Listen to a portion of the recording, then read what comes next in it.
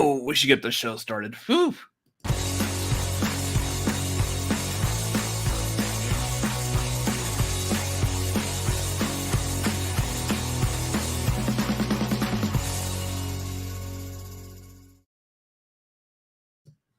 Happy Wednesday. Happy 420, y'all. We are the Cinefanatics. My name's Robert Adams. He is muted. There you go. I'm slow on the uptake. My name's Chris Adams, and I had no idea what he was doing with that cold open, but now I understand, and I'm an idiot. To be fair, let's just right off the bat, you are not the type of person that takes advantage of the festivities of the April 20th holiday. I mean, technically, I'm not that big or that much into it either, but... Yeah, why are we highlighting this? Because it is 420, so, I mean, it's what everyone else is talking about, so might as well touch upon that. I mean, I am wearing green. Don't pinch me. I don't think that's how it... Never mind. Nope, works for this one, too. Okay, sure. How is everybody doing tonight? I see Lego. I see Garr. Thank y'all for being... I know, we should have actually changed the lighting to green. I mean, technically, I could. I think both of us actually could easily. I'm just going to switch it back to my Irish lighting. Except I can't fix that light back there. Okay, never mind. Bad idea. Going back. Anyways, how are y'all doing today? Thank you for being here. This is going to be a fun episode, y'all. I know, like, you're again, you don't participate in 420. You're the one over here like, I've got the green. Why? For funsies. I guess. Anyways.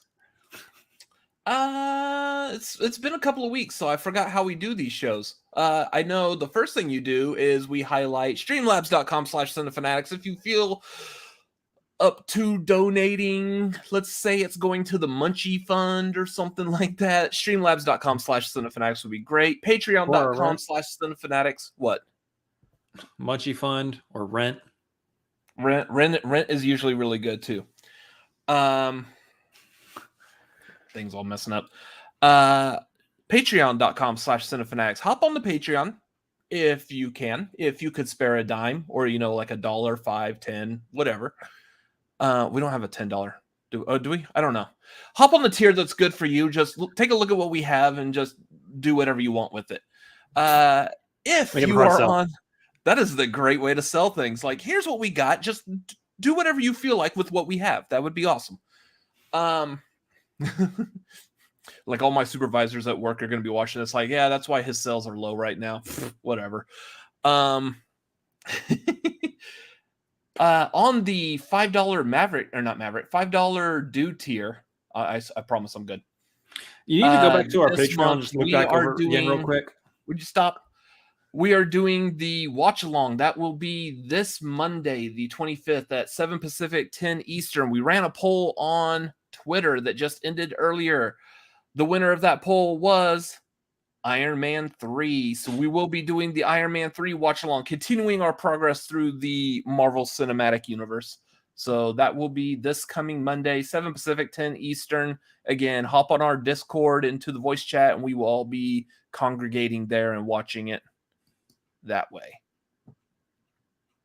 So, moving on, what else do we have coming up? Today is Wednesday. Tomorrow we are going to go see The Unbearable Weight of a Massive Talent, or something like that. The Unbearable Weight of Massive Talent, yeah.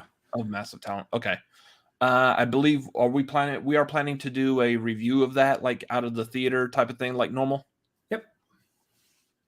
We're going to a different theater this time, so I don't know how we're setting that up, but I hadn't thought about this ahead of time. We'll figure something out. So yeah, there should be a review, a spoiler-free review of that movie, the Nicolas Cage movie, sometime tomorrow evening or so. So be on the lookout for that. If we can, we'll also post it to Twitter, as well as it being a short video here on YouTube. And then this Saturday, we have something really fun going on. It is another episode of The Marquee. this weekend, this Saturday, we will be tackling the at tiers ranking. We will be tier ranking all the not all the movies, but a lot of the movies from Nicolas Cage. So we highlighted this before, saying that we got a couple of really good guests. We're going to go ahead and reveal who the guests are. One of whom is also currently joining us in the chat. That would be Lego, and Maxwell Haddad will be joining us this Saturday at 7:30 Pacific, 10:30 Eastern for the marquee. What was the joke I was trying to make last night as you were signing off of Twitch? It's like, the marquee, not the marquees. The marquees, not the marquees. So stupid. Anyways, that will be this Saturday, ranking a bunch of Nicolas Cage movies. It's going to be a lot of fun. We're going to have so much fun with this because, woof, that was a lot of Nicolas Cage movies we've crammed in like the past month. And I would say, feel free to chime in if you agree with this, but I feel like before we had to start watching all the movies for this marquee, I had already watched all the good Nicolas Cage movies. Yeah. Here's the great thing about my positioning is I didn't even watch the good Nicolas Cage movies. So I got to watch a plethora of Nicolas Cage all over the place. Yeah. So that's going to be a lot of fun this coming Saturday. Otherwise, real quick, like I said at the top of the show, it's been a couple of weeks since we've done the tagline. How have you been? Me? That's great. I've been miserable the past week at least. Those of y'all that follow me, thank y'all for those of you who follow me on Twitter and whatnot. But yeah, dealing with some stuff that is extremely frustrating and whatnot. So I'm better now. Anyways, Chris, how are you doing? I'm doing okay. I'm dealing with my usual as always, but other than that, we're doing fine. We're doing just swell. You sound like Han Solo in Star Wars: A New Hope. We're fine here. Everything's fine. How are you? No, everything's good. No reason to come down here. How are you? Forget it. It was a boring conversation, anyways. I'm gonna take a look at the. Yeah, don't bring up Rent. Robert may start singing again. It's gonna happen no matter what I bring up, so who cares? Chris likes Tokamon. That's a good joke. I like that joke. Your salesmanship level is endearing, Tommy Boy-esque. You know, you could find out all you want about the steak by sticking your head up the cow's ass, but you wouldn't want to take the butcher's word for it. What? And what is going on, Jeremy? The what? What did you do? Yeah. Yeah, super happy to have Lego joining us for this marquee. So yeah, we're gonna have a lot of fun with that. Anyways, let's cover a little bit of Moon Knight real quick. Some, I guess, slight spoilers, maybe. I don't know how we would talk about any spoilers with this, because I have no idea what the hell's going on in this show anymore. The thing I was worried about going into this, if y'all heard me talk about Moon Knight and how I think the show was going to be, I was worried in comparing it to the Legion TV show that was on FX, where it just got way too out there and I just can't keep up and keep track of what's going on because of my bad ADHD. I just can't focus on little things like that. So I get lost when shows get too convoluted, and I'm starting to get lost in Moon Knight. I think I may still have a somewhat idea, but yeah, this is starting to get a little too crazy for me. Well, so there's a couple things. We're gonna cover episode 3 and 4 here. Episode 4 is meant to leave you a little lost. So if you're feeling lost from episode 4, congratulations. You have accomplished exactly what they meant you to. Hi. Exactly. The hell was that? So yeah, I mean, we'll run through it real quick because we got a packed show. We got to knock this out. Episode 3. What happened to episode 3? They were That was the one where they went to the other like gods, the other Egyptian gods, trying to convince them that, and then Harrow is trying to destroy everything, and then they wouldn't believe him. They trusted Harrow, and they warned that if Khonshu messes with stuff again, they'll lock him up, and then Khonshu like turns back to the sky. I hit my nose. Yeah, so a lot of interesting stuff happening there. I mean, they kind of did some really interesting setup with the banishment of Khonshu, which leaves Mark without the Moon Knight costume, the suit, which means he has no ability to heal. He has no ability to, protect himself in defense, which led us right into this last episode, episode 4, where Steven, I should say, Steven and Layla are looking for Ammit, essentially, to try to find Ammit before Arthur does, and they use that map to get to that map of the stars to get to where Ammit should be, which is what happened in this episode. So I know there's a lot of confusion. I know you had like going into this, like, where are they? What are they doing? And I think that's, if we're talking about the show, I think that's why we talk about the fact that this show might have benefited from having a large drop, whether it's the entire, 6-episode arc or what happening at the same time. Maybe even if they did the first 4 episodes, they dropped it at the same time, like they gave the first 4 episodes to a lot of people who were screening them ahead of time. If they dropped those first 4 episodes, then maybe we wouldn't feel that I'm lost. We could just go bam, bam, bam, one to the other, and I know exactly what's happening. Yeah. So the other thing is, like, people talk about that this needed to be dropped all at the same time, or like made into a movie. Neither one of those works. I just realized something. What's that? The people that got those first 4 episodes, remember how this 4th episode ended? Yeah. They've been stuck on that for over a month, wanting to know what the hell that was and where it's going. Yeah. Jeez. So maybe you don't want to be a critic and get these advanced like screenings or anything. Like, got its pros and cons. It's got its pros and cons. The pro is that you get to have your content all ready and pumped out as soon as the things drop. The con is that you have to sit for a month going, what the hell is happening? But this was an interesting episode because it did lead into the whole mental hospital situation. I don't even know if that's even the proper term for the institution that he's in here. The thing is that we don't know what's reality and what's not reality anymore. We have a sense that he's not in a real situation right now, but that's the beauty of it. And to highlight what Garth said, looks like Legion also. Yep. I did look it up, and yes, we are talking about spoilers. I mean, at this point in the evening, I would expect that everybody has watched this episode of Moon Knight by now. You looked up who I did look it up. The episode ended with this hippo god person saying hi to Mark and Steven, who were in separate bodies at this point.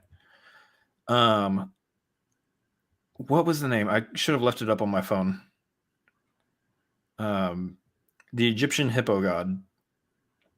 Hold on, give me a second. Hippo gods. Oh, well, it's like Google already knew I was looking at. Taweret. Taweret. Tolerant? Taweret. Errant. She is this thing doesn't tell me exactly what she's the god of. Basically like protection. There's like protection, fertility, all that kind of stuff in there, all wrapped up in it. But that's an actual Egyptian goddess that she is representing. So we haven't met her yet. Like you and me were theorizing after watching the episode that she was the animalistic form, like the Khonshu version of the love goddess who we saw the avatar for.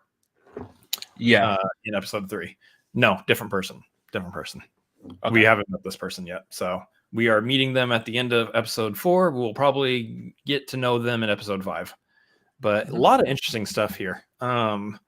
Hey, 14 Little Angel, I haven't seen you in a bit. Welcome back. Hey. Hello. Yeah, it's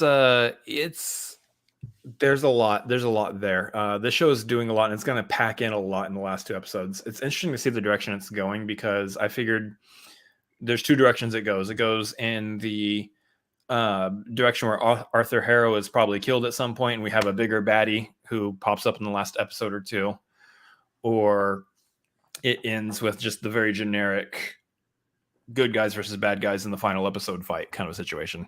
I feel like that's the direction it is kind of heading in, but there's a lot of other things that they could be doing with this show. One of which I put on Twitter. Big prediction. And I think a lot of actually people who know comic books and know, like, I've seen like other people who have like YouTube shows and stuff kind of making the same predictions. And even what's their names? Oh shoot. They do like Easter egg breakdowns and whatnot. That would be a YouTuber. Yeah, give me a second. Vamp. So one thing about doing movie content is doing like Easter eggs and breakdowns of trailers and scenes New rock and stars. shows and what? New Rockstars. Yep. Both Okay. Lego and Garth got it. Yeah. They did a video that actually highlighted exactly what I'm bringing up here. And that's the back of a jacket of the younger kid at the 3 guys that he was fighting last episode on the roof that he ended up like stabbing. Yeah. And it was neither him nor Steven. It was probably Jake. His other personality. The back of his jacket had a symbol on it that looked like Ramatut's headdress, which is why I'm also theorizing, and I was already theorizing this, that there's no shot this show ends without us highlighting Ramatut in some form or fashion. Ramatut, of course, being the old Egyptian pharaoh representation variant of Kang the Conqueror, who we've already met to a degree in Loki. Yeah, he was the guy at the end of Loki, the He Who Remains or whatever, played by Jonathan Majors. We know Jonathan Majors is playing Kang in Ant-Man and the Wasp, Quantumania. So very, very good chance, that he's going to show up as Ramatut at the end of this, because they still need to have that follow through. This still needs to be fully connected to the MCU, which they have not done yet so far in this show. So this would be the perfect time and the perfect way to do it. One, it adds to Kang's character and gives him more intimidation, because, he's been everywhere and doing everything. He's all over the place. 2, it does do that follow through. It connects Moon Knight to the rest of the MCU and what they're doing in Phase 4 going forward. And 3, it would just be awesome. It would just be great. And then also just a quick side note on like comic book nerdiness of it. Ramatut is also the Egyptian god pharaoh thing that discovers baby Apocalypse. If you're familiar with X-Men, Apocalypse is a major villain who was also played by Oscar Isaac in the X-Men Apocalypse movie. This may be also a good way to kind of shoehorn backdoor in, maybe I shouldn't use that phrase, Apocalypse, for him to pop up in the MCU and or X-Men properties later on down the line. So could be possibly a nice like connection cameo. Yeah. And that's what I was saying. Like there should be like some kind of Apocalypse and Sabanur hieroglyphs on the walls or something. Not just because of a nod to Oscar Isaac, but because it would make sense for Apocalypse to be mentioned or nodded to in this show. Wouldn't that be hilarious though? Because Oscar Isaac is in this and he played Apocalypse in that movie that we don't speak of. Well, it wasn't, that was the joke I made at the beginning of this, is like, why are we like every time you need to get someone to play like an Egyptian type character in the Marvel show or movie, you always get Oscar Isaac. And he doesn't even look Egyptian. So yeah, so I'm interested in that. I'm interested in seeing if they bring in Jonathan Majors by the end of this or somewhere in the next 2 episodes. I'm predicting it will happen. So That is my big, bold prediction that multiple people are. Also, yeah, guys, definitely go check out that new Rockstars video. I mentioned it. They do a really good job of like breaking down. Eric Voss does a great job of breaking down Easter eggs and stuff. So you'll see if you just go to their channel. It's Ramatut and all that. I would love to be able to do something like that if I had more time to be able to do like a full Easter egg, because I've got like all this knowledge of like comics and movies. I know what I'm looking for, and especially if you want to stay up till the wee hours of the morning right after an episode drops, or if we are able to get episodes early at some point. I mean, if I don't have all the research right after watching the episode. Yeah, if I don't have to get up and go to work the next day, that would be great. But, well, I mean, technically right now I don't, but whatever. Anyways, so yeah, that show's doing it's starting to lose me. I think I'm still barely holding on. I like it. This next episode's really going to be, I think, like the deciding factor for me. But so far, I can tell you this is probably not one of my favorites of the Disney Plus shows. I'll tell you, the next episode's probably going to be all over the place. By the end of it, you'll probably be wrapped back in and know what's going on into the last episode, and you'll probably be fine. I hope so. So, I know like the previous like couple of shows or whatever, usually it's like the end of the second to last, the penultimate episode, if you will, that usually has like some kind of like bonkers reveal, and then we spend the whole final episode dealing with that bonkers reveal. So maybe something good happening at the end of this next episode next week. We shall see. The other thing, and I'll say this before we move on, the last little prediction I have is that maybe we also get a cameo appearance by Blade, or what's his name, Black Knight, Jon Snow. Mm-hmm. Maybe both of them might pop up here in like maybe a post-credit teaser in the last episode. I could see it happening. Another way to bring Moon Knight into the larger MCU as it's unfolding right now, too. Plus, we haven't seen Blade on screen yet, and this would be a really cool place to actually see Blade for the first time. Mahershala Ali. I'm so into that, by the way. That's such good casting. It would be good just because this would be a very solid way to get people who enjoy watching the Marvel movies to really focus on watching the Marvel TV shows. I know there's a lot of like your casual viewers, they absolutely love the movies and they'll go to the movies no matter what is in the theater, whether it's Eternals or Thor Dark World or something amazing like No Way Home, Endgame. Yeah. But then you've got your casual people like, I can't, I don't have time. I don't have the brain power, the effort to like fully dive in and watch all the TV show episodes also. Even though the TV shows are only like 6 episodes long, they're not that bad. Like a true TV show, full on like Agents of S.H.I.E.L.D. was like 22, 23 episodes in one season. All of them like an hour long or 45 minutes if you remove the commercials roughly. A lot of people just can't devote that much time. But would be interesting to see them do something like that just to kind of help pull those people in. You don't devote the time, you're going to miss out. I think the real big test of that is going to be when Doctor Strange comes out, because there's a little bit of Wanda's story in that touches back into WandaVision. And if you didn't watch WandaVision, I don't know how much catching up they're going to do for you in that movie. We know we saw her kids in the trailer, so something like that's going to definitely pop up unless they edit them out of the or only in the trailer, but I don't see Marvel doing that. I see Sony doing that. I see Sony doing that like crazy. I don't see Marvel doing that. So, Morbius. What a piece of hot garbage. Fucking Morbius. Jeez. Anyways, moving on. We watched some of them regrettably. Yeah, what's movies that we've all watched like the past couple of weeks? Those of y'all in the chat, if y'all saw anything new lately that you are like wanting to shout down the streets or shout in the middle of the streets, everyone watch this movie, let us know what it is, because I am interested in stuff like that. And yes, 14 Little Angel. Morbius is just really bad. Just the worst.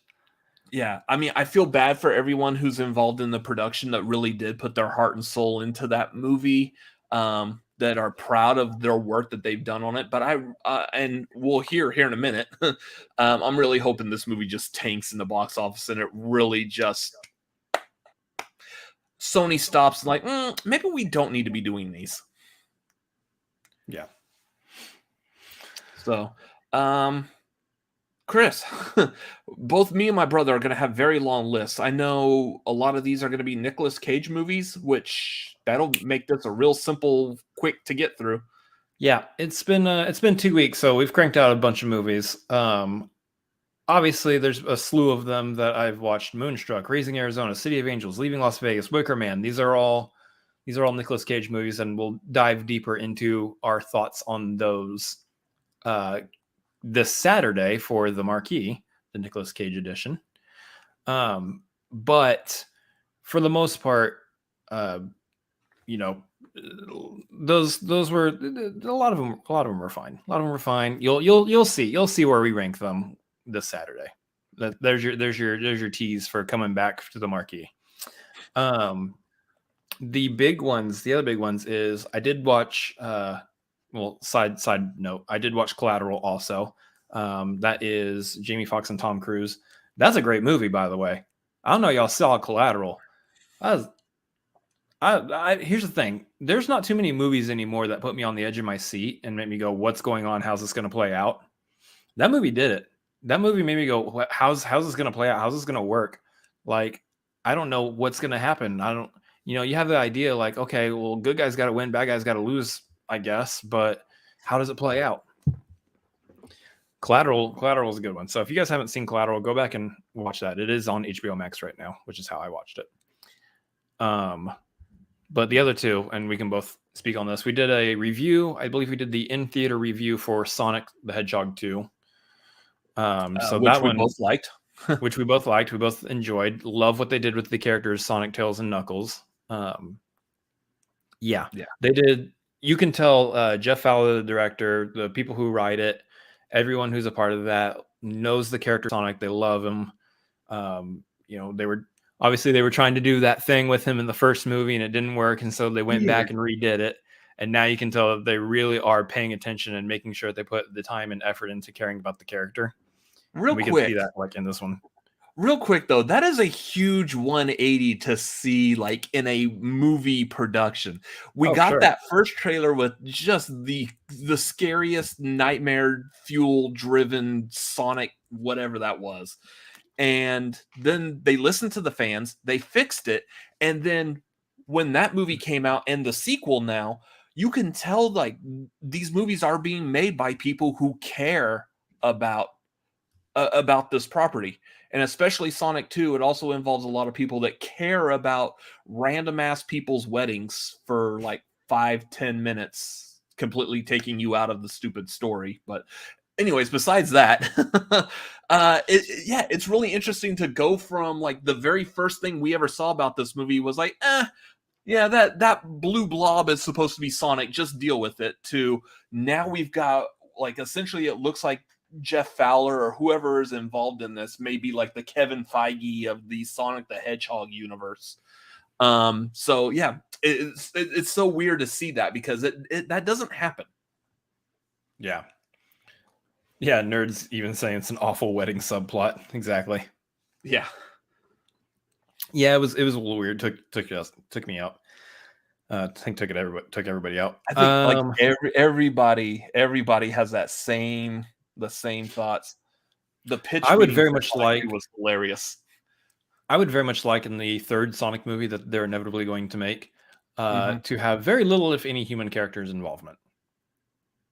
Yeah. I understand budget wise, you probably want to have human characters so you can, have something going on with the story that doesn't involve having a CGI character on screen for a little bit, but hopefully Robotnik, if Jim Carrey is going to do a third one, who knows? I don't think he was serious about retiring, but who knows?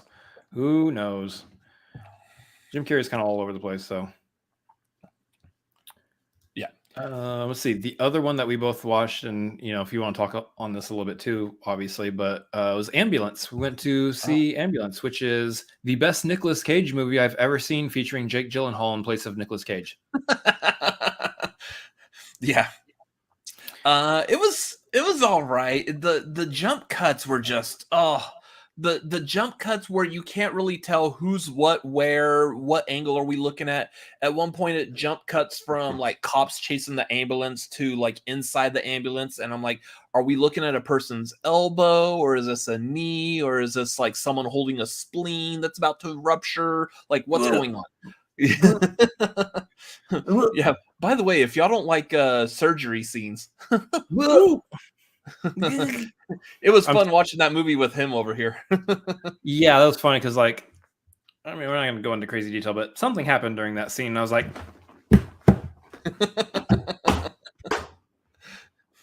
again, I have no problem watching that stuff. I can't watch people vomiting. That's the one I'm like, no. And he watches that like, all right, whatever. All right, something they ate came back up, whatever. Yeah. Yeah, otherwise, like, this ambulance was full of like Michael Bay-isms. You can see the, like, again, the jump cuts, the explosions, the car crashes, the whip pans of the camera rotating around a person, that the sepia tone of the entire film. Yeah. I believe they also did like the camera panning as they like as the character raises up. It's a Michael Bay staple. Yeah. So like everything, and then this one even went so far as to even do like references to other Michael Bay movies. Yeah. Like they did one, and then you're like, oh, okay, there's a Michael Bay reference. That's funny. And then they did another one like 2 minutes later. Like, wait, really? You're just gonna put all of your movies in this? Like, that was strange. It's like Michael Bay was like, I'm making my own movie, and you know what? I'm just gonna do one of these real quick. Yeah. What are you doing? How do I turn your camera off? I can't. Damn it. Okay. I'm going to need to turn your camera off and mute you for a second. Yeah, stop. Just no. No. I mean, that's kind of what it was, though. Although if the Pikachu behind you exploded, that really would have been a Michael Bay movie. Just change your green to a sepia tone and just raise up. Yeah, for sure. That's it.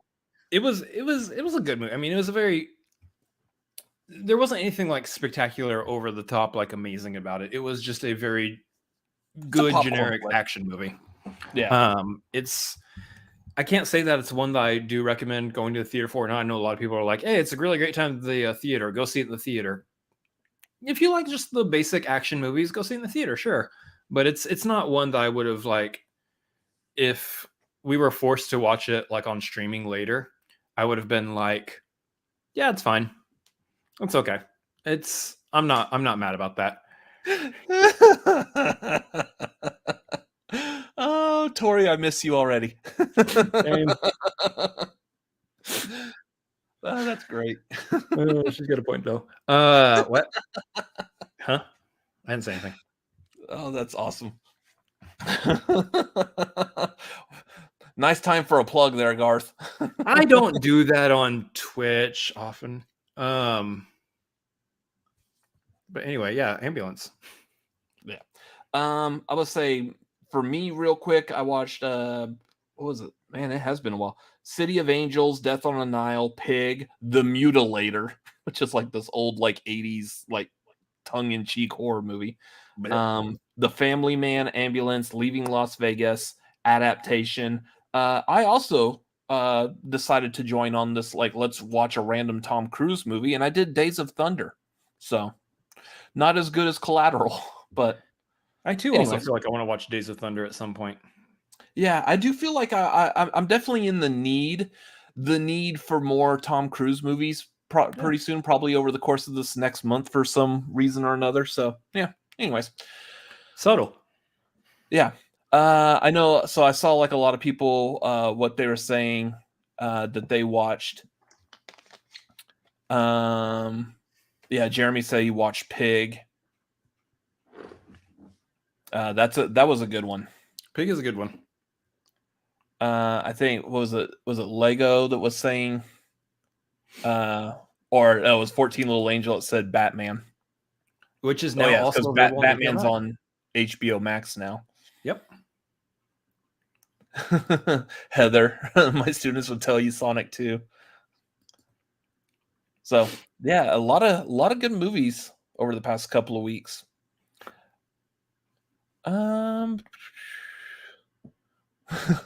Y'all have a Maverick tier, so we better be having a watch along of it once it's streaming. Yeah, possibly. Which, the sequel or the first one? Yeah, I don't know. We might do like a Tom Cruise watch along or something. Do like a Twitter poll on that. Which Tom Cruise movie? Even though there might be a lot of Tom Cruise movies being watched anyway. So, Tori, that's a completely different thing. By the way, don't highlight that. It's a completely different thing. That's not big. It's very different. It's a very different thing. Yeah. So again, same thing for me. A lot of Nicolas Cage movies, a lot of which we'll probably never watch ever again. Again, we'll dive more into that on the marquee, which is this Saturday. Leaving Las Vegas. This Saturday with special guest Maxwell Haddad and Lego. We will be. Sorry, I usually mute my mic when that happens. Oh, geez. Yeah, you might need to get that cough looked at. Sound like you were saying leaving Las Vegas. Yeah, it's real weird. It's real weird. Like the phlegm in my throat, whenever the air passes through words, it just goes, "Oh, leaving Las Vegas." Yeah. Anyway, those are the movies we caught up on. Yeah. What else do we got next? Let's cover some news. You want to cover news? Does news sound good? Let's cover news. Ladies and gentlemen, good evening. This is what's happening in your world tonight. We apologize for the interruption. Back to you. Back to us. Thank you, Jim. Hate to hear about your time. So, speaking of the box office, how's the box office? Well, here's the thing. Every time I look at the box office, I remember when we started this show 2 years ago, and I wanted to talk about I wanted to bring box office numbers as part of the news segment on the show. And when we did that, we did it at the beginning, and then the panini happened. And once the panini happened, everything just kind of went, and there was no box office. There's nothing to talk about box office wise. So I am always grateful. I'm always grateful to pull up Box Office Mojo and be able to highlight the numbers as they come out each week. Well, you tell everyone the box office numbers. I'm going to go order a panini because that sounds fantastic. Panini. No, I've had enough of those. Also, Tori specifically wants to know, how is that Jared Leto movie doing? Hopefully it's falling off the face of the fucking planet. It's not doing well. It's not good. Doing well. So here's the thing. As we do for every box office number roundup thing, whatever we call this specific segment in the news, can we guess what the number one movie in the top 10 yet? That's what no, it's called. No, it is not.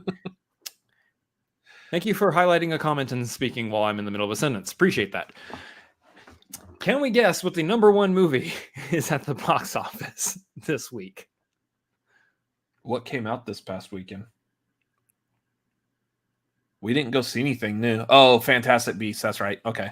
Hey, Dumbledore's got a secret, and we all know it now. Fantastic Beasts, The Secrets of Dumbledore is number one. Can we guess what number one movie was last week when we didn't have Tagline? It was Sonic. Sorry, I had to say that quickly for some reason. Sonic the Hedgehog 2 is at the number 2 spot. Fantastic Beasts at number 1 with the almost 46 million. And this is also Easter weekend, so this is 4-day weekend. It counts for some reason, even though Easter was on Sunday. But whatever, they're counting as a 4-day weekend.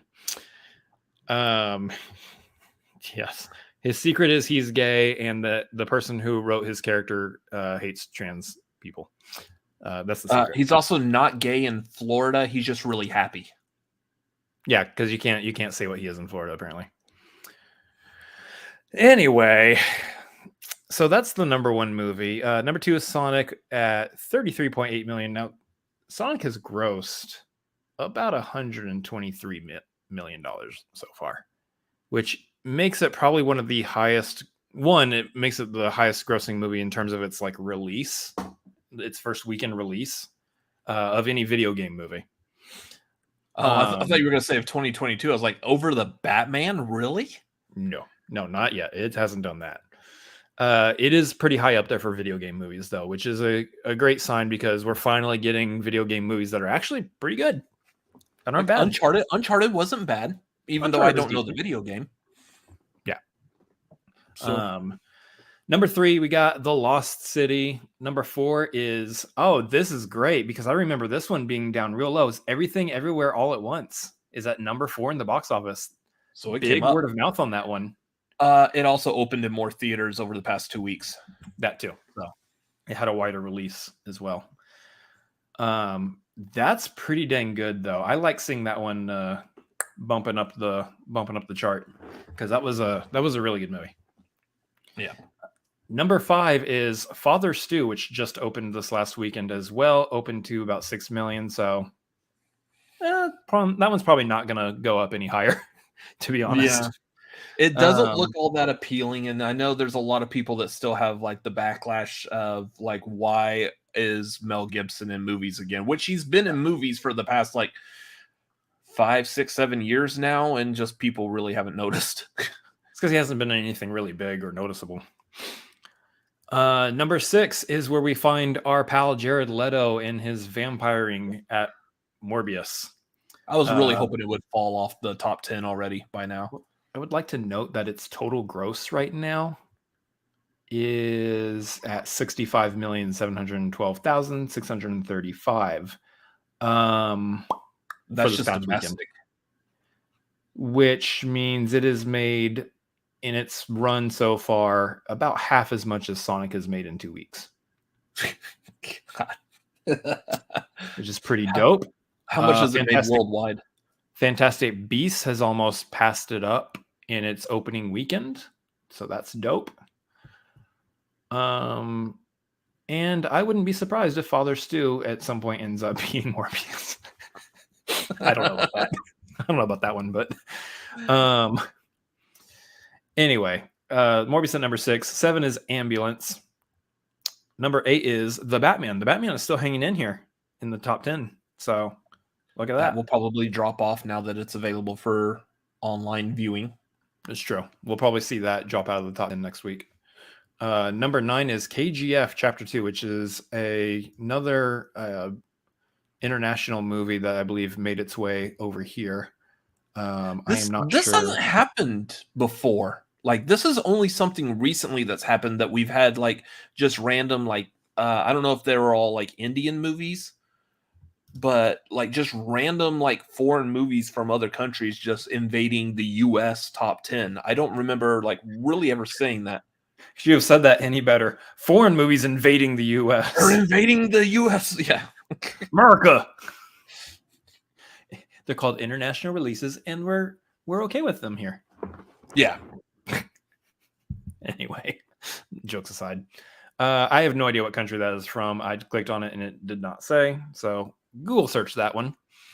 Number 10 is Uncharted, which is hilarious to think about because next week it probably will be Uncharted.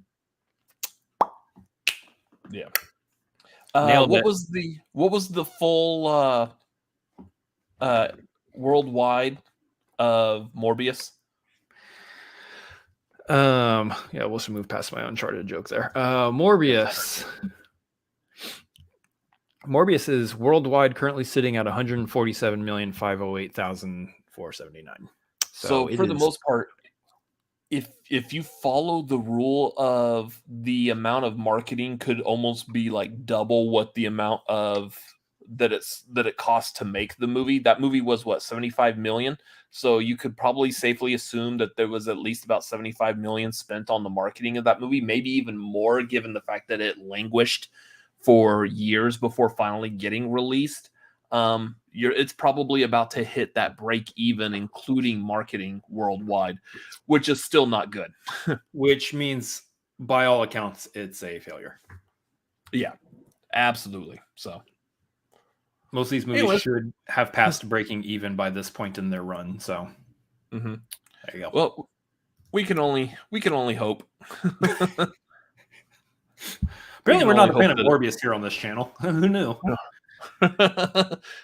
I was so prepared to have a hot Morbius summer, weren't we all? We were all. And by the way, hello, sir. If you're a sir, I don't know. Just guessing. Hitman. No. I don't assume anything. Moving on. Anyways. Leaving Las Vegas. Oh, it does that to me too. Moving on to the next news story here. Apparently there's going to be a Minecraft movie. Yeah. Do you know anything about Minecraft? Because I've seen like the images. I know that like people build things with it, and then it's like this giant open world. Like, I don't know. I don't know, but I mean, the news story is that Jason Momoa is potentially going to be starring in it, and it's going to be directed by Jared Hess, who also was the one that directed Napoleon Dynamite and Nacho Libre.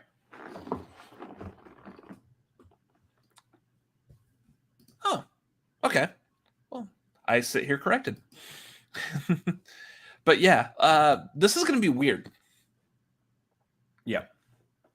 So it's what is everything about this? I'm like, yes, sure, okay, why not? There's like a whole lot. So I saw this news story. Jeff Snyder. I saw Jeff Snyder. I don't know if he was like the one officially breaking it, but at least sharing the news story on his Twitter.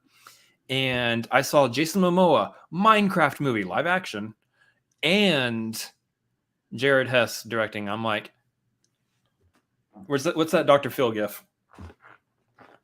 Yeah. There's a whole lot happening. Can we slow down for a minute? Hold on. What? First of all, live action Minecraft. How? Have you seen the game? It's a bunch of blocks. You build worlds and stuff out of blocks. 2, it's Jason Momoa in a Minecraft. Okay. 3, it's directed by the guy who did Napoleon Dynamite and Nacho Libre. Now I'm waiting for this to be like written by Diablo Cody or something like that.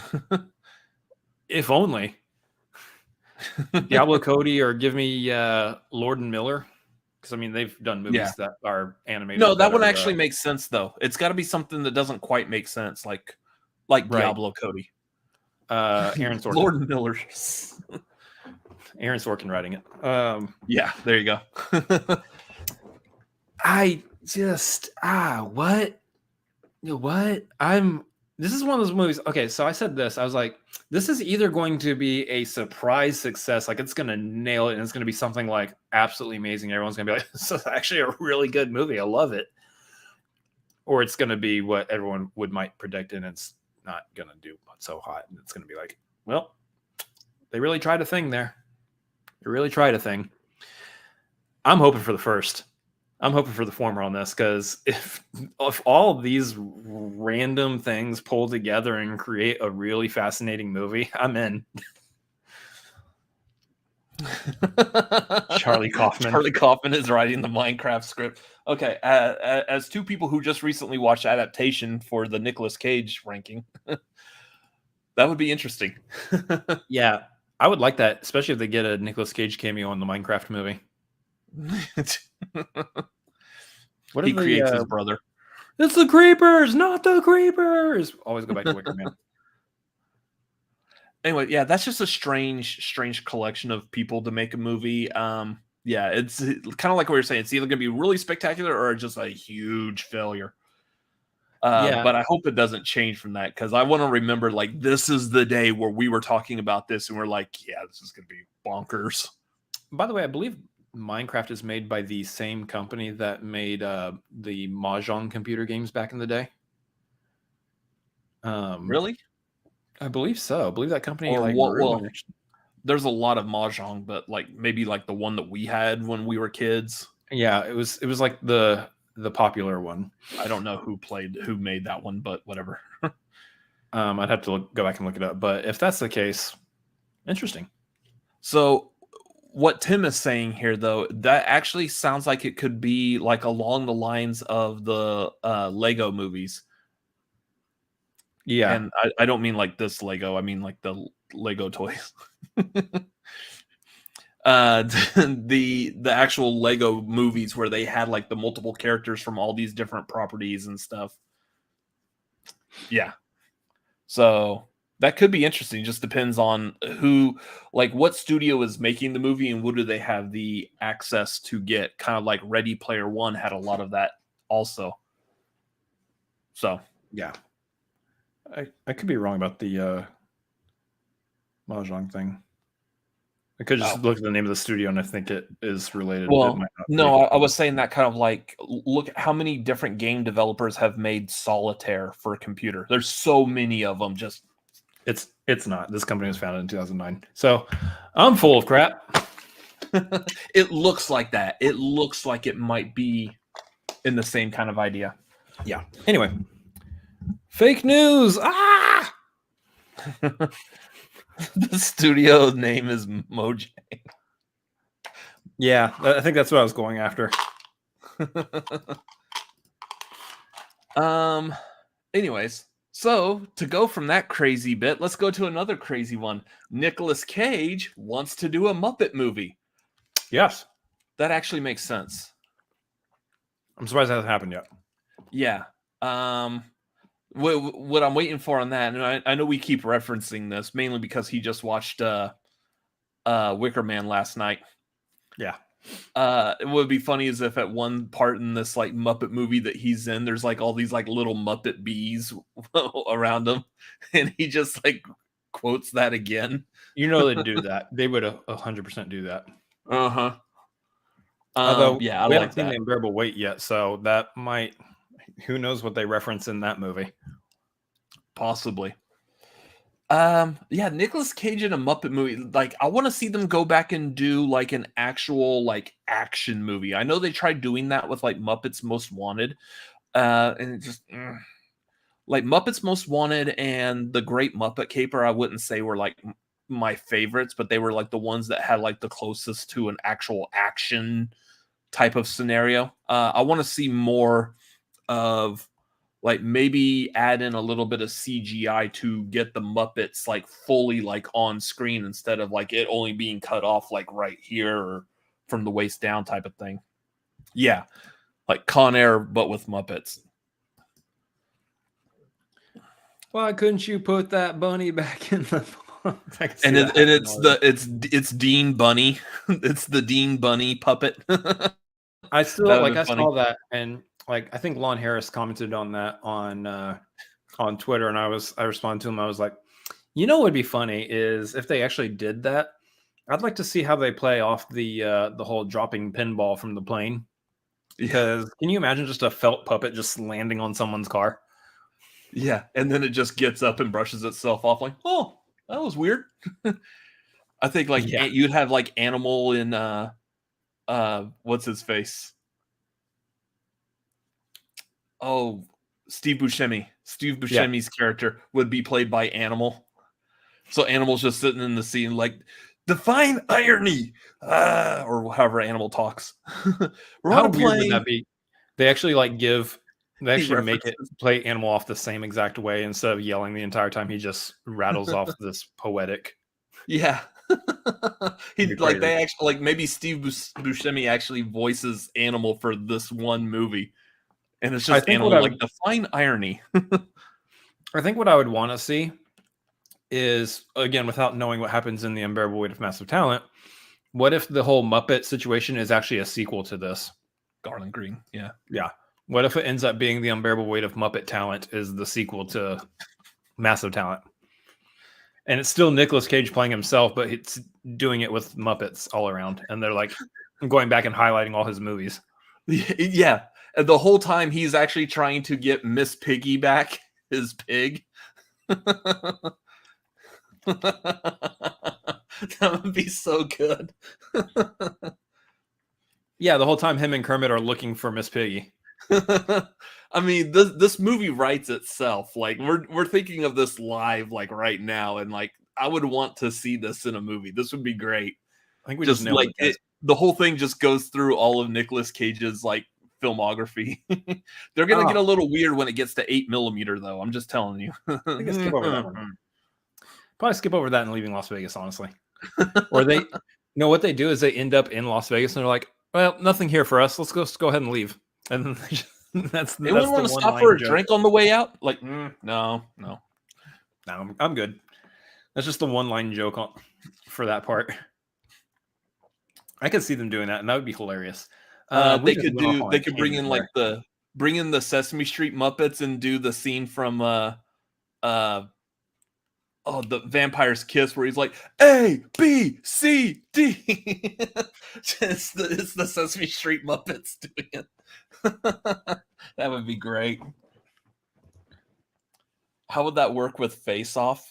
I don't know. Like, I mean, they would have to play off of the fact that you could probably like remove the Muppet heads at least. That's terrifying. But that would be funny. That's a new level of just horrifying for a Muppet movie. Yeah. I mean, yeah, Con Air ends with them leaving Las Vegas, so I mean that would make sense too. There you go. Yeah, there's a whole bunch of possibilities they could do with that. We could sit here and probably write out that like story right now. I was gonna say, like, I think we can surmise that news story with yes, please. Yes. Yeah. Yep. I want to see that. That would be great. Thank you. I want to go back and touch upon where is it that Jeremy said this, because we're going to kind of touch upon Marvel a little bit here for a minute again. There it is. Marvel. Per Jeff Snyder on Twitter, Across the Spider-Verse is moving from October to June of next year. No. And Madam Web is going to be July of next year. Which I also will say no, just because, not that I want it to move, I just don't want it to actually be made. We don't need that movie. Well, that narrows down what we're going to do for potential marquees in October, aside from maybe horror. Well, that'll work. Damn it. Because the horror marquees those were done, those did pretty well. So eager to bring that back come October, but we can plan that out later.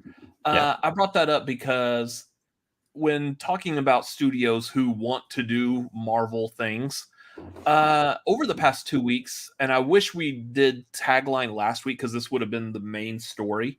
Warner Brothers, who have recently partnered with Discovery, so like the Discovery Channel. So now it's like Warner Brothers Discovery, I believe is the full name. They, for some reason, go figure, they decided that they want to find someone who's Kevin Feige-like to help redo all of their DC Comics movies. I am available. I would like a new job, and that would be a fantastic job. Let me executive produce your movies for you, and I will be your figurehead to help guide your DC movies, because good Lord, someone needs to be guiding them. And at this point, you'd probably be very well off with someone that has like 1,500 subscribers on YouTube. I mean, it's better than what you got right now. So just saying. Yeah. To this, I say about time. Yeah. Could have done this a long time ago. Yeah, it's over like what? Over about 10 years since they first started the DCEU, and they haven't gotten anywhere near what Marvel has done. Now, the only thing I'm really concerned about here is whether or not they are truly wanting to invest time and attention into a singular figurehead who is going to be doing this, or if they just want somebody who's going to be representative and be a yes man to the suits upstairs. Because if they just want someone who's going to be a yes man to, the executives who are still making all the decisions, we're still going to end up back in the same place. And WB will have learned nothing from this. That's the only thing I'm really still concerned about, is the studio still wants to have way too much power and control. To put it in perspective, let's look at Marvel. I know everyone always does the Marvel to DC comparison here. But when you see one company who is constantly pumping out success after success after success in the shared comic book universe realm, and another company that's not, you look at the company that is having those successes as the template for what should be happening. DC is capable of doing what Marvel is doing. They just need to be doing almost exactly what Marvel is doing in terms of the hierarchy. They need to have the Kevin Feige persona, and the studio itself outside of that producer needs to stay out of it. Marvel Studios is ran by Kevin Feige, so Marvel Studios has the control over the productions, the directors, actors, writing, everything that happens in the movies. Perfectly fine. That means Kevin Feige is the one going, okay, this is how story's gonna play out. This is how this is gonna happen. Disney, not touching a damn thing. Marvel, Disney has no control. Essentially, they have control in terms of the fact that they own Marvel Studios, but they are staying out of it. Yeah, they control it. They know to just leave Kevin Feige alone and let him do what he needs to do. Much like they also do with Dave Filoni and Jon Favreau with Star Wars. Pretty much just report back to us. When we make a profit, just let us know. That's all we care about. We would love to see, maybe 3 movies from you guys this year if you can make that happen. Yeah, we can make 3 movies happen this year. In fact, maybe we could probably even do 4 if you want 4. Cool. Sounds good. Just let us know what the game plan is and we'll pump them out. Good. That's what DC needs. I don't think WB is willing to be as hands-off as Disney is in terms of what needs to be done for the DC universe. Yeah, or at least we haven't really seen that yet. We've seen that, I would say, in some fashion, but it depends on the director of the movie. Like Warner Brothers seemed to be pretty hands-off when it came to the Christopher Nolan Batman movies. Really just let Christopher Nolan do whatever he wants with it. I kind of get the feeling that they did that with Matt Reeves as well. So, for the most part. It just may be a matter of who's at the helm for each individual movie instead of having just one figurehead across all movies. I wouldn't be surprised if the studio did jump in for Dark Knight Rises and give some kind of notes and stuff to Nolan, just because I know Nolan's original story, I think, still involved using the Joker in the 3rd movie. Obviously couldn't do that with Heath Ledger's passing. So I wonder if the studio itself had some kind of like notes like, okay, well, here's what we might pivot towards then if you want to do this instead. But other than that, yeah, I think they left him alone. This again, this could go good or bad here. Obviously, the studio is talking right now about wanting to revitalize Superman. That Superman has been kind of left on the back burner to not do anything. We're going to make a movie about the Looney Tunes and not include Bugs Bunny. Yeah. And I think that's fine. I think that's what they need to be doing. They needed to be doing pick out 5 big heroes in the Justice League, be doing those movies, and then do Justice League. Superman, Wonder Woman, Flash, Green Lantern. Maybe at this point you even save Batman since you've already got a Batman property rolling. And you save Batman for after a Justice League movie, or bring him in during the Justice League movie, and you do like Aquaman. You have like 5 big superheroes in there. But with the DC universe where it's at right now, it is in prime position to just be completely scrapped and rebooted. Outside of the fact that Aquaman and Wonder Woman, Shazam, and obviously with Suicide Squad, they all have like some successes, some semblance of success going on right now. So it's kind of interesting to see where those pieces might fit in, or if you just cut your losses on successful properties just to reboot the entire thing. And I mentioned this last week. We didn't do Tagline, but I still was over on a Fans View watching Shazam with Vernon over there. I did mention last week about this particular story, and I was like, here's the thing, kind of like what you just said. They've had success with like Aquaman, Wonder Woman, Shazam. Like those movies did anywhere from pretty decent to actually pretty good. And like a lot of their other ones just completely just fail. And I was saying like, yeah, Here's the thing, reboot the whole thing. Yeah, you had some movies that were good, some movies that were winners for you, but you know what? Yeah, fucked up the rest of them. So therefore, if you can't handle that the power responsibly for that, you lose everything that you've already created that was successful. Dump it all, trash it all, start over with the entire universe. And next time, do a good job. That way, in case your movies now start doing good, you can save face and continue making those movies, and you don't have to lose out on it. Yeah. That's where I believe what should happen as a logical, I guess, feeling of emotion. if you it's like, if you can't, what was it your parents probably did, is if you break your toys, they took it away, and they're like, if you can't, take care of your toys, then you're not allowed to have them. You can't respect your toys and whatever. Yeah, if you can't take care of them, then you can't have them. If you can't take care of these movies, you can't have them when they're successful. To an extent, yeah. I mean, I think they're primed right now with the merger that just happened, looking for a Kevin Feige type to show run essentially their entire universe. And the fact that they've got all this BS with Ezra Miller still going on. They are primed right now to essentially go into the Flash movie that's going to be coming out, reshoot the very end of it. All of a sudden, Flash looks completely different. We've got a new person representing Flash now at the end of that movie, and boom, you've just rebooted your entire DCEU. You can find a way to pull in Shazam, Aquaman, and Wonder Woman if you want.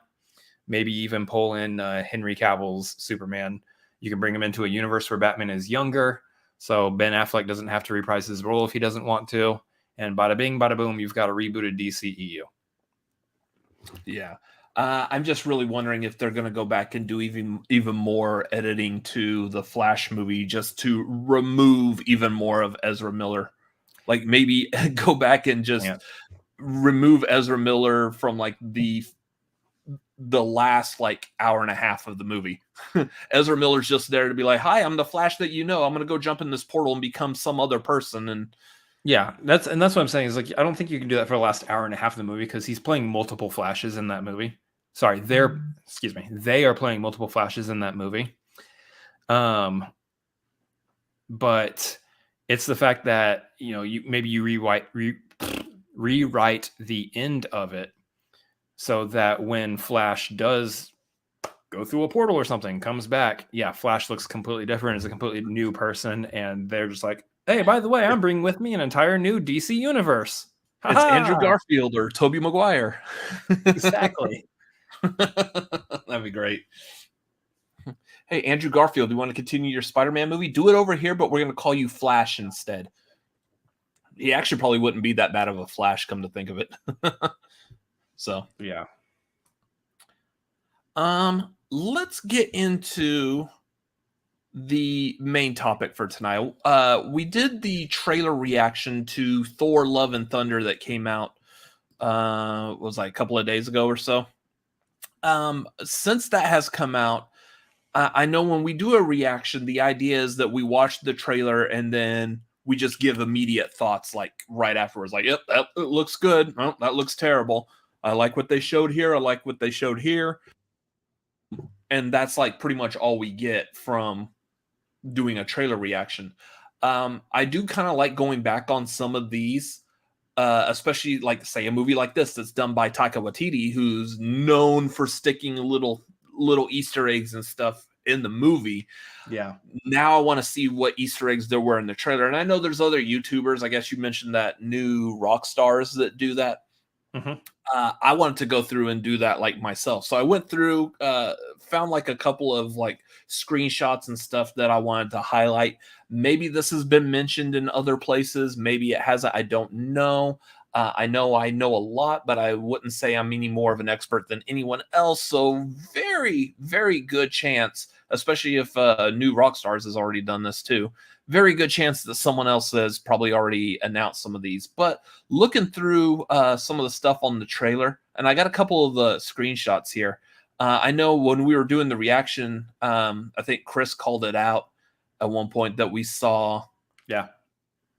as Thor's running through his like childhood or whatever, we get like this really good glimpse of like the classic Thor costume, complete with the yellow boots with the black tiger stripes on them.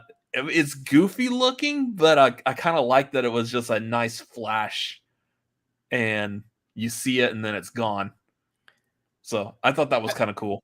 I love that they've earned the ability to do this. I mean, you go back and you look at the Captain America movie, the first one, the first Avenger, they have his classic Cap costume in there. Hulk obviously always looks basically the same, so you really don't do much there. But Loki. Iron Man, he had the original costume coming out of the cave, essentially. You had the Loki TV show. They had the classic Loki costume worn by Richard E. Grant. Yep. They, I think someone like one of the LARPers in the background had like the classic Hawkeye costume, I think at some point during the Hawkeye show. Wanda and Vision both had their Halloween costumes, and Quicksilver had the Halloween costumes in WandaVision. So like they're doing this where they like bring back the old costumes and find a way to fit them in some way. And I love it. I think it's just such a great way to honor the original art, the comics, how they looked back in the comics and everything, and just have some fun with it. Yeah. So the other one I was looking at is, and I know we were making jokes about it, like, so this is how he gets rid of the Thor gut, is doing the whole thing with the ropes. Apparently these are like some big ass chains that he's doing it with.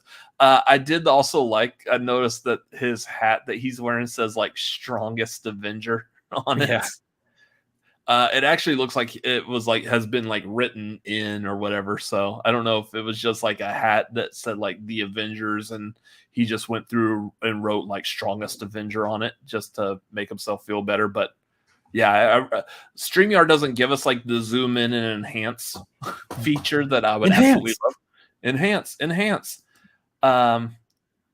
But yeah, I mean, if that's all it takes is to get rid of a gut, I will go do some ropes and chains or whatever. Like I think I did that in the trailer reaction also. So, this was the big one. This was the one that when I saw this shot, this is what made me like, I want to sit here and kind of talk about this. And that was this shot here. It looked like it's Thor and Korg. They look like they're getting dropped off by the Guardians of the Galaxy or whatever. And it looks like they're in this like shot or the group of shots from the trailer. It looks like they're back on Sakaar because everything looks like trash or whatever. This is a weird framed image, and there's a huge gap like off to the side. I'm willing to bet. And I feel like this is a pretty safe bet by now, given what Marvel has already done. They edited out Beta Ray Bill. Those of y'all who don't know who I'm talking about, I'm going to bring up the thumbnail for the show. Beta Ray Bill is that horse character there on the left. So that's what I'm willing to bet, that he is actually in this shot here. And they edited him out, much like they did Andrew Garfield and Tobey Maguire for No Way Home, until we saw the Brazil trailer where it looked like Lizard got hit by someone. So we will be on the lookout in future trailers to see if someone else is getting hit. Especially to elaborate on this, though, that does look like there's a part in this where Thor is giving up being the hero and he goes to plant Stormbreaker in the ground type of thing. This may be he's giving up Stormbreaker, and then Beta Ray Bill's going to come through and claim Stormbreaker, which in the comics, Stormbreaker was Beta Ray Bill's weapon, not Thor's. So, yeah, they have enough setup here where they could theoretically bring in Beta Ray Bill and it would make sense. First of all, regardless of whether it's Beta Ray Bill in that shot or not, there's definitely somebody edited out of that shot. There's definitely, the way it's framed, there is somebody else standing there. It's just too weird to have the camera panned over that much off of Thor and Korg for there not to be somebody who's supposed to be in that spot. I know the whole internet is like buzzing about that as well. It just makes sense, with Stormbreaker having been introduced and Thor in the trailer talking about, I think my superheroing days are over. This might be the movie where we do see the character of Thor, Odin's son, being retired, and the mantle being passed off, like we've gotten the mantle of Captain America passed off to Sam Wilson. We've gotten, we know that Iron Man is probably being passed off to Riri in the future with Ironheart and her first appearance in Wakanda Forever coming up.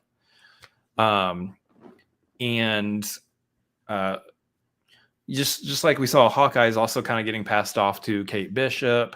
Black Widow being passed off essentially to Yelena. So we're seeing like the new heroes coming in and representing new individuals coming in and representing the hero identities. So I wouldn't be surprised if we see the Thor mantle being passed off here. Now, whether it's being passed off just to Jane and Natalie Portman's going to stick around for a few more movies and play Thor, that honestly would surprise me. Or if it's being passed off to both her and Beta Ray Bill. But I could see Beta Ray Bill coming in. It would be weird for me. I mean, I'd be completely down with it if they wanted to have like Beta Ray Bill lead Thor movies going forward. It would just be interesting to bring him in this movie and do more movies off of him when he's just a completely CGI character. Yeah. I don't know that that's really going to be the direction they move in. I think Beta Ray Bill is going to be a character who's just in and out of Thor movies going forward. There's a very strong possibility that they could keep up the Thor movies with Natalie Portman being Thor from here on out, and Beta Ray Bill just pops in every once in a while. So very, very possible, very likely, I would say. It just depends on how much. I really am not. Without seeing Thor Love and Thunder yet, obviously, I can't even say how much. I can't even say how much Natalie Portman is going to want to be attached to more movies going forward. I know that she really was like down to do this movie because she wanted to work with Taika, and what they're doing with the character just is something that enticed her, and she was like, yeah, I would love to do that. So we'll see. I know her opinion in past movies, past franchise, big blockbuster franchises have been kind of like, I don't know if I want to stick around for all that. So we'll see. No clue what they want to do as far as if they want to continue making Thor movies after this one. Yeah. Anyways, that's where I'm thinking that this could go. I would actually I feel really weird that we haven't actually been introduced to Beta Ray Bill yet. Like, I feel like Beta Ray Bill was such a major Thor companion, friend, whatever in the comics that it's kind of weird that we haven't gotten Beta Ray Bill yet, other than the cameo of the statue in Thor Ragnarok. But like he should have showed up in Thor Ragnarok. He should have been there maybe instead of Korg almost. Yeah, possibly. But the next one I wanted to highlight, not really anything special about this. This is just a very very. It's an apt representation. This is how I felt over the past week. It's how you still feel right now. This is kind of how I still feel right now. But yeah. Oh, and Meek is over there off to the side. So apparently Meek is working for, what's her face now? Valkyrie. Yeah, you're feeling it. You're still feeling it. Our boy Meek over there, let me tell you, went from being a gladiatorial slave to basically being stepped on and potentially crushed by Korg. Nope, still alive. He then helped take out Thanos, and now he is working with the King of Asgard. What a journey. Yeah. We did see the shot of Olympus. Apparently they travel to Olympus. They're going to visit with Zeus here. There is a bit of this. This movie does involve Gorr, the God Butcher, who is this character over here on the right in the thumbnail, who we did not see in the trailer, but in this movie is portrayed by Christian Bale. Apparently this character is going through and killing all the gods. So therefore we get characters like Zeus here that's played by Russell Crowe. We didn't get to see his face, unfortunately. But yeah, it looks like that Gorr may be going after Zeus, maybe going after Thor, or at the very least also going after now the new King of Asgard, Valkyrie. So the only other thing I'm kind of hoping here with the going to Olympus is maybe we get Hercules.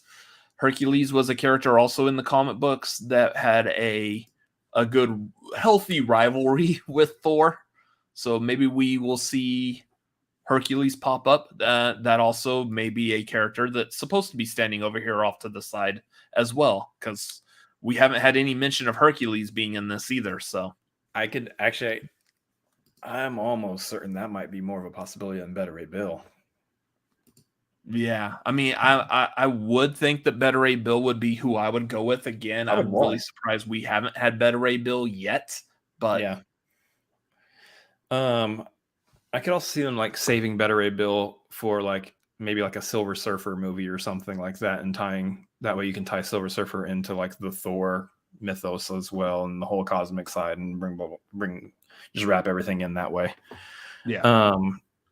But yeah, I think so. Nerd brings up a good question here. Is Zeus going to die? I mean, it's possible. They do have Russell Crowe playing him. So I mean, maybe they do have Zeus being killed off to light a fire under Hercules in order to get him to join the fray, essentially.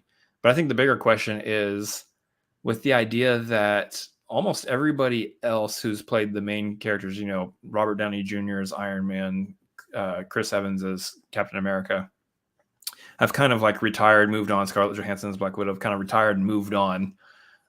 Do we see the same happening with Chris Hemsworth, and does Brother Gorr the English God is retiring and going away? does like Gorr my the God music goes. Butcher?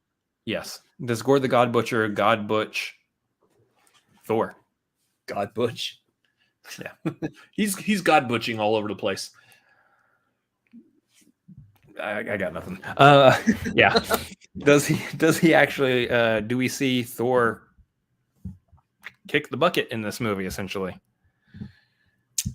Possible. One other thing with this shot of Olympus is we do see this shot, and you can kind of see the group of people we're supposed to be following on this path at the bottom. And again, I can't zoom in and enhance, but when I zoomed in and looked at it, it looks like from left to right of the four of them, it looks like it's Valkyrie.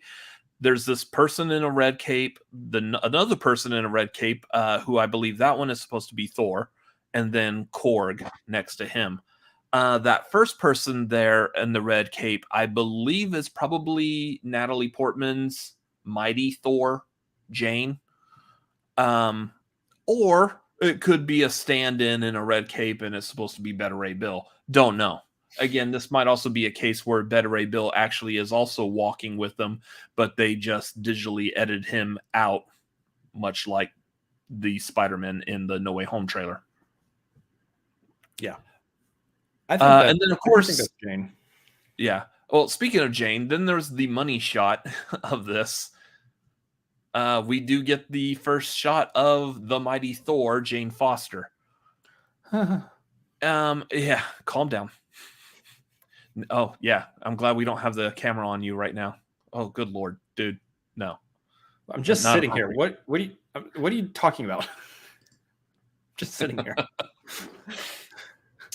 Yes, that image of Jane as the mighty Thor there has broken like a lot of hearts on the internet lately. They're like, oh, we love you, Natalie. So, but here's the thing. Like, obviously, you know, homeboy over here has had a crush on Natalie Portman since the Padme Amidala days. episode 1. Yep.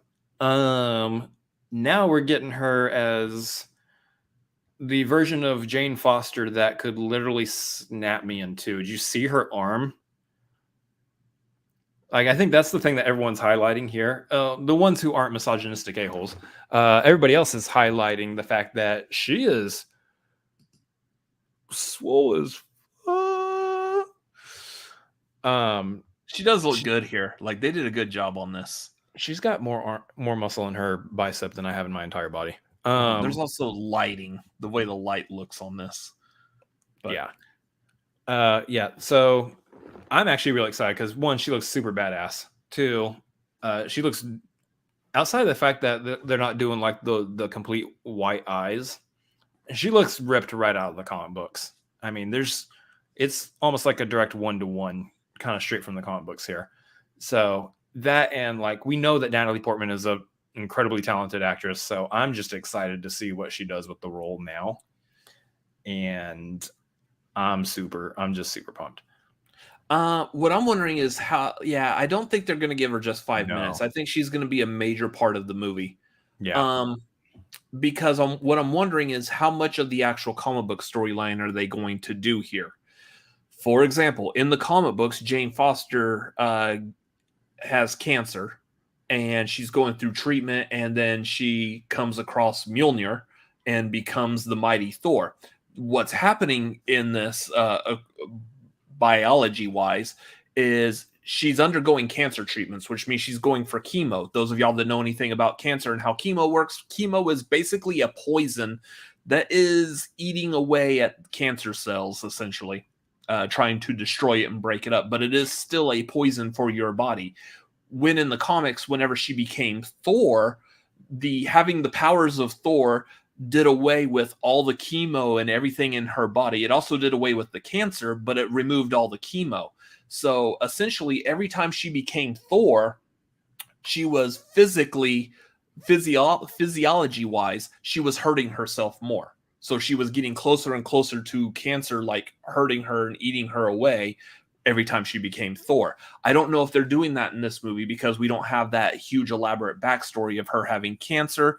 But there is a good idea that possibly maybe she's got some kind of residual effects after being having the ether in her. She's just a regular human being, and her body probably can't handle having the ether in, and that's could be what's destroying her. And then that leads to, I don't know if it will still be cancer or if it'll just be her body is just all kinds of messing up because of the ether, and becoming Thor is kind of helping it, but making it worse at the same time. Yeah.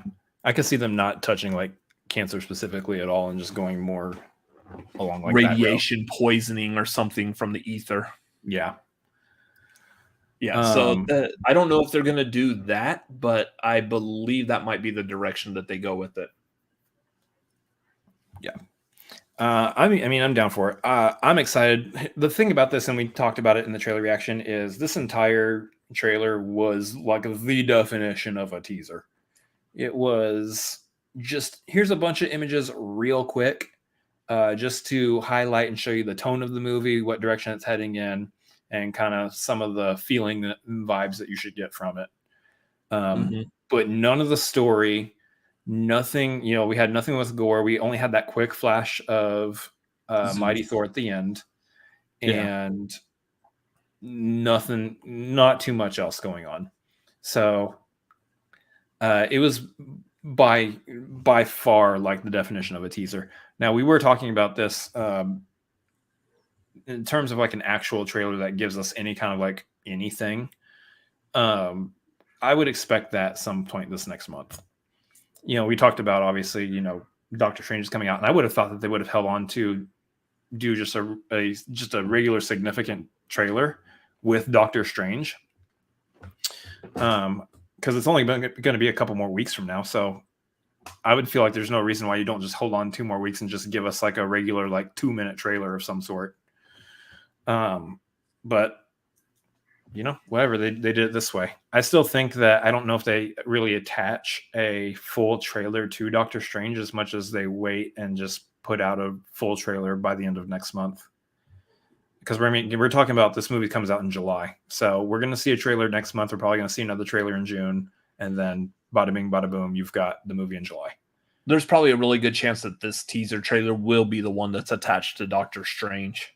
Likely. So, and Commentating Nerd saying Sweet Child of Mine. Yeah, the use of that song in this trailer, there's a lot of lines that kind of match up with Thor. So kind of funny. Apparently Guns N' Roses like referencing the Avengers because in Paradise City they mentioned Captain America. So maybe Sweet Child of Mine actually was all about Thor this entire time. Side note real quick before we move on. Did we get copyright struck for that? No, we didn't. I was saying, I never saw the notification. Interesting. No, we didn't get a copyright strike. So one of the things that I do bring up with Sweet Child of Mine is one of the lines is she's got eyes of the bluest skies. Something funny on this, I'm going to go back to the thumbnail here, is the shot of Thor that we got in the trailer that's like this close-up shot that I grabbed for this. He actually had both eyes blue when the one eye is still supposed to be the fake eye or whatever, the glass eye that Rocket gave him. So yes, this image is doctored. I did this myself. I made his eye yellow. He does not actually have a yellow eye. I didn't find like some super secret Marvel file. Otherwise,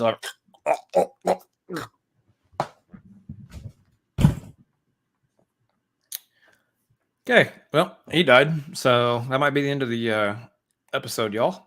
I think the Marvel. I think Kevin Feige got to him there. Wait, the joke went on for way too long. But yeah. Anyways, yeah, did that myself. So I don't know if they're going to touch upon that, like why he doesn't have the fake eye anymore, or if he gets healed or something like that. But or there's a world where they find a way to change the color of the fake eye. There's that too. I mean, I did it digitally on here, so I'm pretty sure they can do it for real in the real MCU or something like that. They have the technology. They can build them better, faster, stronger. Yeah. Okay. Nothing like $6 Million Man references in our tagline show in 2022. Thanks. All the kids are coming for that. God of those Thunder references. Yeah, you did actually kind of sound like the trailer voice guy. In a world Where Thor has two colored eyes. One eye, one way. Yellow. Anyways. Two gods of thunder. Yeah. That's gonna do it for tonight, y'all. That was a lot of stuff to get through. A lot of fun news, a lot of good stuff coming up. I think too. Got it in that hour and a half. Way to go, team. We all did it. You guys in the chat, you guys did it too. We're proud of you. Fantastic job. Well, don't count your chickens before they hatch yet, because we still got to spend another 15 minutes plugging everything else we got coming. No, I'm done. Just kidding. It's hilarious. Anyways, so again, real quick, this coming Saturday, we do have the Marquees. We are covering Nicolas Cage movies. Joining us will be special guests Maxwell Haddad and Lego, giving their opinions, helping us rank some of the greatest from one of the greatest actors known to man, Mr. Nicolas Cage. We will also be probably putting out a review for was it Unbearable Weight of Massive Talent. We are going to go see it tomorrow night. Super eager for that. I'm more eager for that than I was for Morbius. I love comic books. Kind of like Garth said it in the chat earlier. He's a comic book fan, so he's going to go see it because it's based off a comic book, even though everyone knows it sucks. So, yeah, I was still more eager for this. The second I read that this movie was being made, I was like, yes, I will be there opening night. I am so ready for that movie. It sounds fantastic. So, we're on the cusp of it being released. We get to see it tomorrow. I'm super excited. So, probably have a review up for that. Marquee this Saturday is going to be 7:30 Pacific, 10:30 Eastern, right here on YouTube on our channel. So make sure you are following us.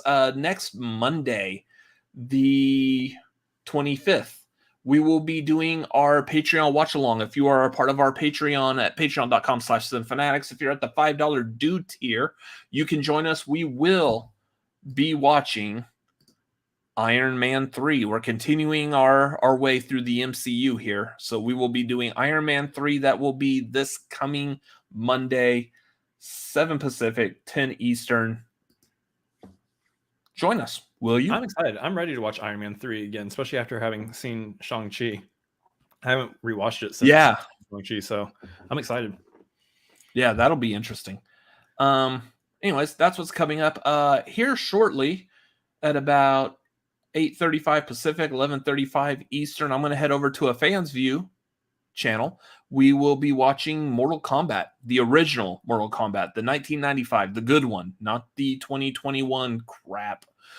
And there were no other Mortal Kombat movies, so just those two, and that's the only two that ever existed. Yeah. Second guessing myself, but I know I'm correct on that. Anyways, we're going to be watching the 1995 original classic Mortal Kombat. Join us over there. We're going to have a lot of fun enjoying that movie, probably laughing at some of the stuff that's still kind of hilarious about it. I mean, you make a PG-13 Mortal Kombat movie, there's going to be some stuff to make fun of in that. All right. So that'll be fun. Head over there for that. Wait. You guys are going to watch more. So you're going to test your might with that movie?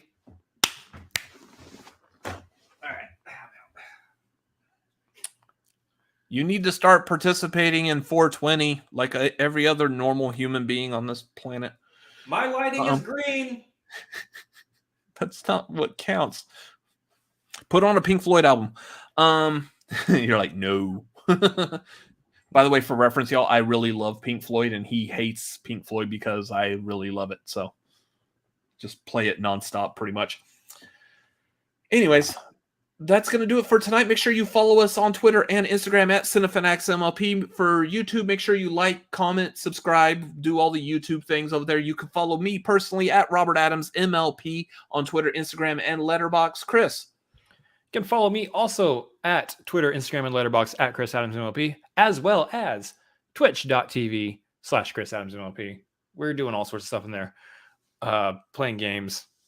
You know, just the usual fun that we're having over there. We're wanting to build that channel too. So if you haven't actually swung by a stream while I'm live, I'm usually going to be live now Saturday, Sunday, Monday, and Tuesday. So those are the times you want to come by, hang out. I would really appreciate it. I would love to see you there and hang out with you in the chat. So come on by. Yes.